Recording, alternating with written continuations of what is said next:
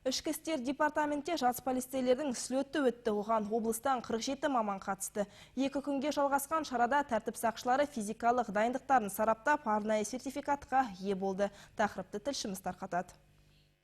Жас полицейлер 2 күндік слетте физикалық дайындықтарын сарапқа салып, спорттық жарыстардан бәсекеге түсті. Шараның 2-ші күнінде мамандар қызметте қаза тапқан әріптестерінің рухына тағзым етіп, мемориалға гүл шоқтарын қойды. Марат Мәліков ішкі істер органына былтыр қызметке орналасқан болатын. Қазір Тайынша ауданында еңбек етіп жатыр. Тұрған адамдар болғандықтан біз әрқашан физикалық жағынан мықты дайындалған, шыныққан болу керекпіз.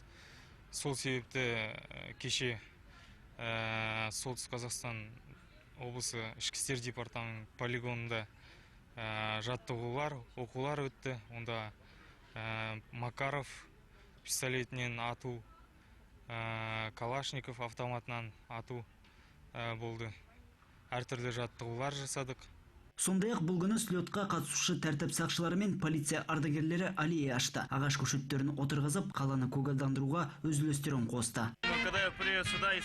Бұл ағаш отырғызылуының мәні зор деп ойлаймын. Болашақта осында келіп, бұл ағашты біз отырғыздық деп балаларға айтатын боламыз. Полиция ардагерлерінің айтуынша, жыл сайын ішкі істер органдарында қызмет етіп жүргендердің қатары толығып келеді. Қызметке кіріп атқан жас буынға мен тілейтінім алдағы уақытта ашық жол мен ашық аспан.